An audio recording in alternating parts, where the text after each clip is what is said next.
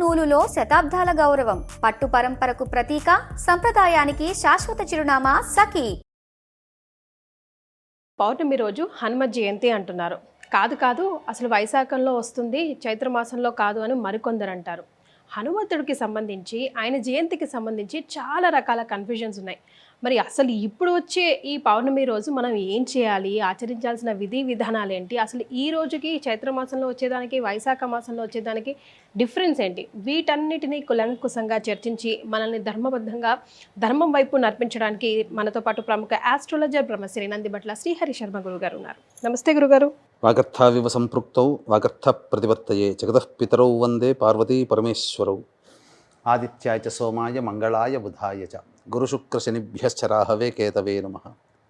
శృంగేరి జగద్గురు పీఠాధిపతులకి, కంచి పీఠాధిపతులకి నమస్కారములు తెలియజేసుకుంటూ కార్యక్రమాన్ని ప్రారంభిద్దాం. గురుగారు, ఇందాక నేను చెప్పినట్టుగా ఆంజనేయ స్వామికి సంబంధించి చాలా కన్ఫ్యూజన్ ఉన్నాయి గురుగారు. ఇప్పుడు అసలు హనుమత్ జయంతి కాదు, విజయోత్సవం అంటారు కొందరేమో నార్త్లో చేస్తారు, ఇక్కడ కాదు, సో మనం ఇవి చేసేది మాత్రం చైత్రమాసంలో అంటారు. మరికొందరు ఇంకొక డేట్ కూడా వినిపిస్తూ ఉంది.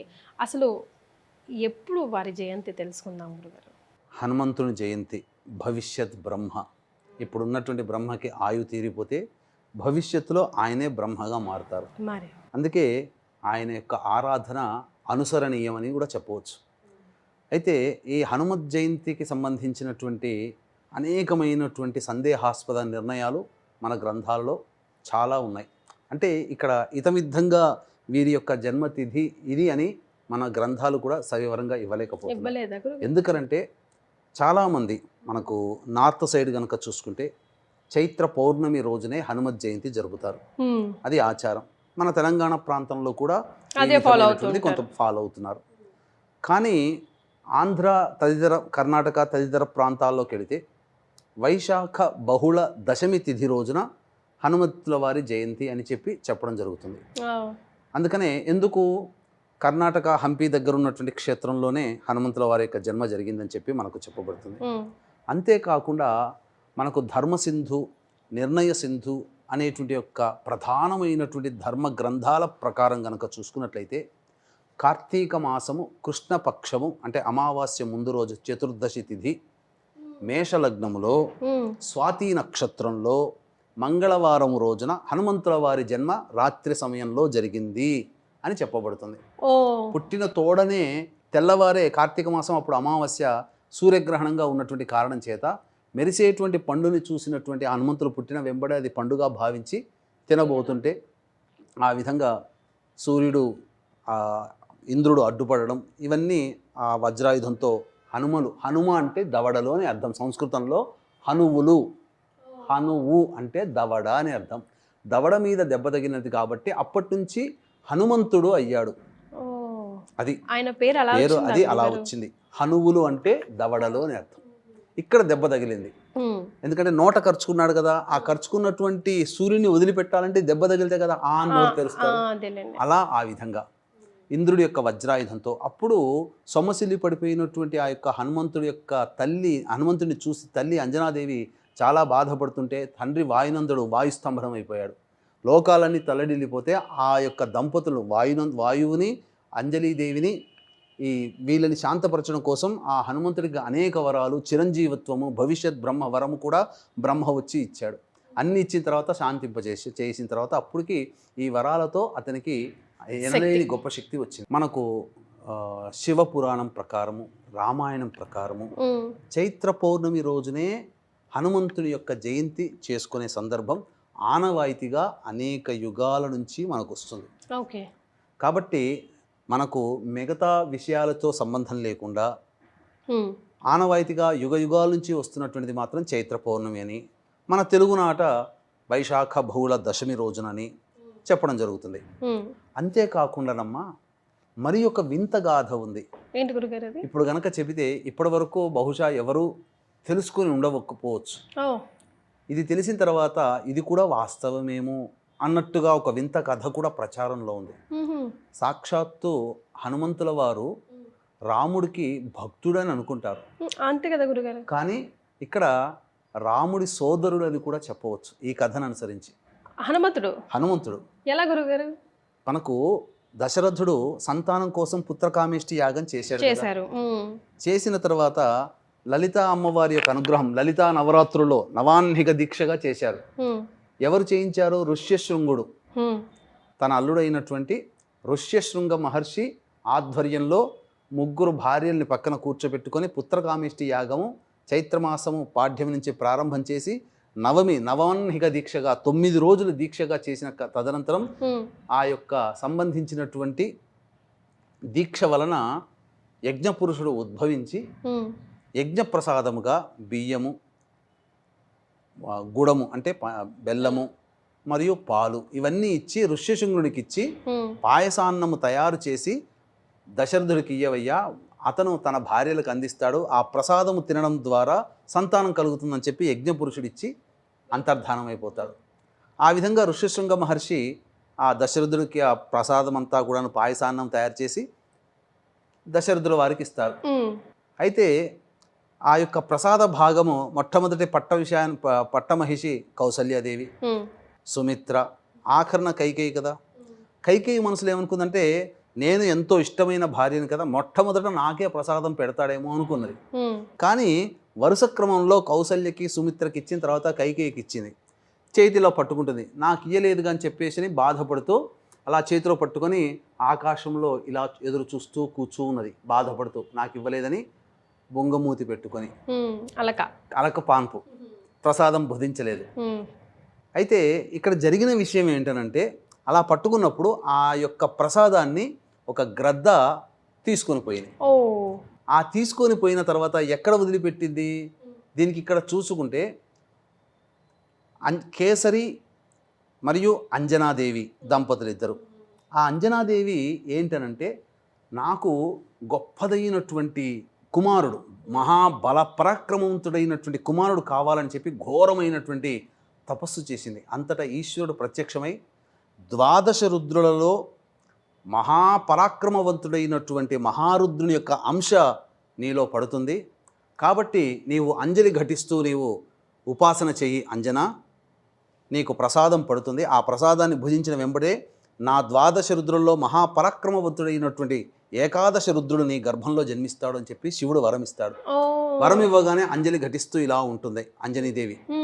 ఇంతన ఆ గ్రద్ద పోతూ ఉంటుంటే గాలి తాకిడికి ఆ గ్రద్ద ముక్కు నుంచి ఉన్నటువంటి పాయసాన్నము అంజలిలో అంటే అంజనీదేవి యొక్క చేతిలో దోసిడిలో పడుతుంది. ఇదే ప్రసాదంగా భావించి అంజని గ్రహిస్తుంది. తద్వారా రుద్రాంశ సంభూతుడైనటువంటి ఆంజనేయుడు, అంజనీ పుత్రుడు కాబట్టి ఆంజనేయుడు, వాయుపుత్రుడు కాబట్టి వాయువు తాడనం జరగడం ద్వారా, వాయుపుత్రుడు కాదమ్మా, వాయువు కదలిక వల్ల అంజనీదేవి యొక్క ప్రసాదం చేతిలో పడింది కాబట్టి వాయునందనుడు అయ్యాడు అక్కడ, వాయునందనుడు. ఆ విధంగా పరాక్రమవంతుడైనటువంటి హనుమంతుడు అంజనీదేవికి గర్భంలో జన్మించడం జరిగింది, గర్భవసానం. ఇలా అన్నప్పుడు చూస్తే రామాయణంలో రాముల వారు అత్యంత ప్రేమతో ఆలింగనం చేసుకున్నటువంటి వ్యక్తులు చాలా కొద్దిమంది. తనతో పాటు విద్యాభ్యాసం చేసినటువంటి గుహుడు, ఏది బోయ వంశంలో నిషాద కులానికి చెందినవాడు. తదనంతరం ఋష్యమూక పర్వతం దగ్గర తటస్థించినప్పుడు చూడగానే ఆంజనేయుని చూడగానే ఏదో ఒక సోదర భావం కలుగుతుంది అక్కడ రాముల వారికి. అంతే విధంగా రాముడితోడ, ఎందుకనంటే ఈ అలకబాన్పు పూనింది కదా, ఆ పాయసం వెళ్ళిపోయింది కదా, అంతటా కౌసల్యాదేవి సుమిత్రాదేవి చేతిలో ఉన్నటువంటి కొద్ది పాయసాన్ని మళ్ళీ కౌసల్యాదేవికి ఇవ్వడం వల్ల ఆ విధంగా 4 కుమారులు, కౌసల్యకి, సుమిత్రకి, కైకేయికి, ఇలా 4 కుమారులు పుట్టారు. వాళ్ళ దగ్గర ఉన్న పాయసాన్ని ఇవ్వడం, ఇందులో కొంత భాగం అంజనీదేవి యొక్క గర్భంలో కూడా ఉండడం వల్ల సోదర సమానుడే అని ఒక చరిత్ర కథనం. అందుకనే మీకు గమనించుకుంటే రాముల వారికి తమ్ముళ్ళైనటువంటి లక్ష్మణుడు, భరతుడు, శత్రుఘ్నుడు వీళ్ళైతే ఎవరైతే ఉన్నారో రాముణ్ణి ఆరాధించేవాళ్ళు, ఒక అన్నగా ఆరాధించేవాళ్ళు, ప్రేమగా పలకరించేవాళ్ళు. అదే ఆరాధనాతత్వం ఆంజనేయుడి యొక్క మనస్సులో కూడా ఉంది. అందుకనే హనుమంతుల వారు రాముణ్ణి లక్ష్మణుడు ఎలా అయితే అంటిపెట్టుకున్నాడో పరిచయమైన దారభ్యత రాముణ్ణి వదలలేదు. అవునండి. ఒక సోదర సమానుడుగానే అన్న చెప్పిన మాట వినాలి. ఇక్కడ రామభక్తుడిగా ఆంజనేయుడు దేవుడిగా రాముడి కన్నా సోదర సమానమైనటువంటి ప్రేమ. ఎస్. అలాగే సుగ్రీవుడు కూడా, కానీ సుగ్రీవుని మీద కేవలం స్నేహం మాత్రమే ఉంది, సోదర భావం లేదు, ఆలింగనం చేసుకునేంత ప్రేమ అది లేదు. కానీ ఆంజనేయుని మాత్రమే ఆలింగనం చేసుకున్నాడు, తన యొక్క హృదయంలో ఎల్లప్పుడూ కొలువై ఉన్నాడు. లక్ష్మణుడిని ఏ విధంగానైతే వెంట పెట్టుకున్నాడో అదే విధంగా పరిచయమైన దారభ్యత ఆ ఆంజనేయుల వారిని కూడా రాముల వారు అంటి పెట్టుకున్నారు. ఇంతటి అద్భుతమైనటువంటి రోజమ్మ. అసలు ఎప్పుడు వినలేదు గురుగారు ఈ స్టోరీ అయితే, ఫస్ట్ టైం. ఇది కూడా ఒక కథనం.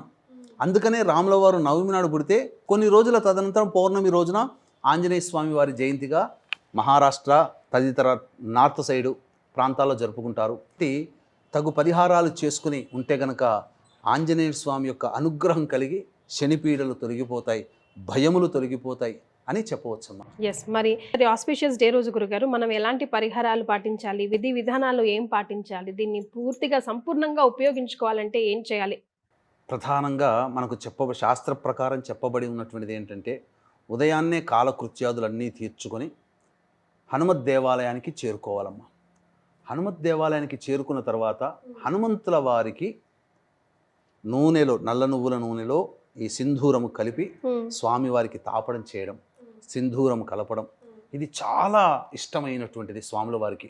గురుగారు ఆడవాళ్ళని ముట్టుకోవద్దంటారు, ఆంజనేయ స్వామి కాలు పూర్తిగా సాష్టంగా నమస్కారం చేయొద్దంటారు, ఎందుకని అది కూడా వివరించండి గురుగారు. ఎందుకనంటే ఈ ఆంజనేయ స్వామిని కూడా నేను పట్టి పీడించగలుగుతానని ఒక అహంకారంతో నేను ఈశ్వరుని కూడా వదిలిపెట్టలేదు, నాకు చదువు నేర్పిన గురువుని కూడా నేను వదిలిపెట్టలేదు, ఆంజనేయుడు ఎంత అని చెప్పేసి శని భగవానుడు పట్టుకొని ఉంటే, అప్పుడు శని భగవానుడు నన్ను మోయగలిగితే నేను నీకు వశమైపోతాను అని అంటే నా భుజాల మీద ఉండు అని అంటాడు. అలా ఎక్కి కూర్చున్న తర్వాత అతని తరం కాలే, శనీశ్వరుని తరం కాలే ఆంజనేయుని భరించడానికి.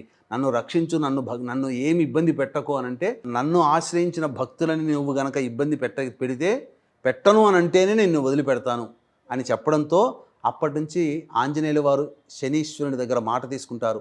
నన్ను ఆశ్రయించినటువంటి భక్తులకి నీ పీడలు ఉండకూడదు, నీ అహంకారం నా భక్తుల దగ్గరికి పనిచేయదు, నీ స్పర్శే పని చేయకుండా ఉండాలి అని చెప్పి ఆ మాట తీసుకొని అప్పుడు శనీశ్వరుని వదిలిపెడతాడు. అందుకే హనుమంతుల వారి పాదాల కింద శనీశ్వరుడు ఉంటాడు కాబట్టి హనుమంతుల వారి విగ్రహంలో పాదాలు తాకకూడదు అనేటువంటి ఒక నానుడు, అంటే అక్కడ శనిని పట్టుకుంటామని అనే నానుడు ప్రచారంలోకి వచ్చింది. ముఖ్యంగా స్త్రీలు అనేటువంటి వాళ్ళు స్పర్శించకూడదు. ఆంజనేయుడు బ్రహ్మచారి కాబట్టి స్త్రీలు స్పర్శించకూడదు.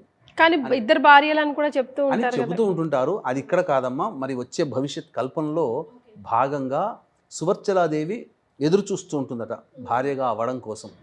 అది భవిష్యత్ బ్రహ్మ వచ్చేటువంటి తరంలో చంద్రుడు సంపూర్ణమైనటువంటి కళలతో ఉన్నటువంటి రోజు.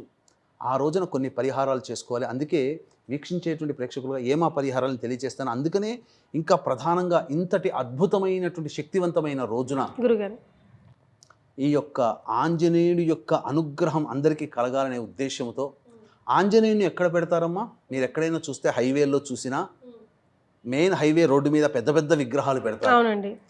ఏ బండి కొన్నా ఫస్ట్ ఆంజనేయ స్వామి గుడిలో పూజ చేయించుకోవడం అలవాటు. ఎందుకు?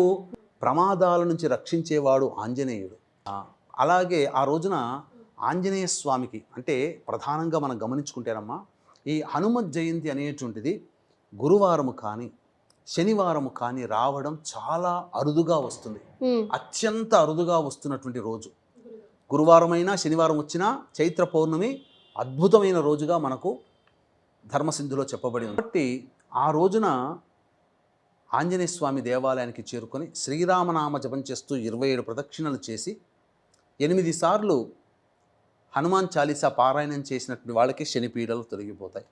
ఆ రోజున వడమాల సమర్పించవచ్చు, తమలపాకుల మాల సమర్పించవచ్చు, లవంగాలు యాలకుల మాల సమర్పించవచ్చు. సకల బాధలు జాతకరీత్యా ఉన్నటువంటి దోషాలు తొలగిపోతాయి. అంతేకాకుండా తీపి బెల్లాలతో చేసిన అప్పాల మాల కూడా స్వామివారికి వేయవచ్చు. దీనికి ఇంత అని సంఖ్య అంటూ ఏమీ లేదు. కానీ శాస్త్రంలో ఒకటి ఏం చెప్పబడి ఉందంటేనమ్మా, శాస్త్రబద్ధమైనటువంటి మంత్రగర్భితమైనటువంటి హనుమత్ కవచాన్ని సంపాదించుకొని ఆ హనుమత్ కవచాన్ని 1,25,000 జప సంఖ్య ఎవరైతే చేస్తారో వారికి హనుమంతుల వారికి వచ్చినటువంటి సిద్ధుల్లో అనిమాది అష్టసిద్ధుల్లో ఖచ్చితంగా అష్టసిద్ధులు లభిస్తాయని చెప్పి ఉంది. గాలిలో తేలగలిగేటువంటి శక్తి 1,25,000 జపం చేసినటువంటి ఈ హనుమత్ మంత్రగర్భితమైనటువంటి హనుమత్ కవచాన్ని పారాయణం చేసిన వాళ్ళకి 1,25,000 జపం చేస్తే గాలిలో నడయాడే శక్తి అనేటువంటిది వస్తుంది. ఇది పూర్వకాలంలో ఆచరించిన వాళ్ళు ఉన్నారు, ఇప్పుడంటూ ఎవరూ లేరు. అంత దీక్ష, అంత పట్టుదల, అంత ఏకాగ్రత ఎవరికి ఉంది? అంతగా చేయలేరు. కలియుగ ప్రమాణాన్ని అనుసరించి 1,25,000 ఇంటూ 4 సార్లు అంటే దాదాపు 5 లక్షలు చేయాలి. అది చెప్పబడినటువంటి నియమం సత్యయుగం కాల నియమం. కలియుగంలో ఉన్నాం, సత్య త్రేత ద్వాపర, ఇప్పుడు కలియుగంలో ఉన్నాం. 4 యుగాలంటే 4 రెట్లు చేసుకోవాలి. ఇప్పుడు అందరూ గ్రహ జపాలు చేస్తున్నారు. కుజుడికి 7,000 అంటే 7,000 జపం చేశామని అంటున్నారు. కానీ ఆ గ్రహాలు ఏర్పడ్డప్పుడు 7,000 జప సంఖ్య. కానీ కలియుగానికి వచ్చేసరికి యుగ ప్రమాణాన్ని అనుసరించి పెంచుకుంటూ పోవాలి, అంటే 4 రెట్లు చేయాలి. ఇప్పుడు ఎవరు చేస్తున్నారు? అందుకే జపాలు చేసినా ఫలించట్లేదు. మానసికంగా గట్టిగా స్థిరంగా ఉండి చేయాలి జపాలు, ఎవరూ చేయట్లేదు. కాబట్టి ఆ విధంగా ఫలితాలు కూడా రావట్లేవు. అందుకనే నిష్టగా, నియమముతో, ఏకాగ్రతతో మంత్రగర్భితమైనటువంటి హనుమత్ కవచాన్ని 1,25,000 జప సంఖ్య ఎవరైతే చేసుకుంటారో కులమత భేదం లేకుండా వాళ్ళకందరికీ కూడా వాయునందరితో సమానం, అంటే గాలిలో నడిచేటువంటి శక్తి కలుగుతుంది. అనిమాద్యష్ట సిద్ధులు కలుగుతాయని చెప్పి శాస్త్రం ఉంది. కాబట్టి ఈ విధంగా చేయండి. హనుమంతుడు పూజ చేసేటప్పుడు కానీ, ధ్యానం చేసేటప్పుడు కానీ ఖచ్చితంగా గుర్తుపెట్టుకోవాల్సిన విషయాలు ఇవి చేయండి, ఇవి అస్సలు చేయకూడదు అన్న విషయాలు. ఇప్పుడు ఫర్ ఎగ్జాంపుల్ ముట్టుకోకూడదు అలా ఉంటాయి కదా, అలాంటివి ఏమైనా ఉన్నాయా రూల్స్? హనుమంతుడు ఆజన్మ బ్రహ్మచారి ముఖ్యంగా. కాబట్టి ముందు రోజు నేల మీద పడుకోవడం, బ్రహ్మచర్య వ్రతాన్ని ఆచరించాలి.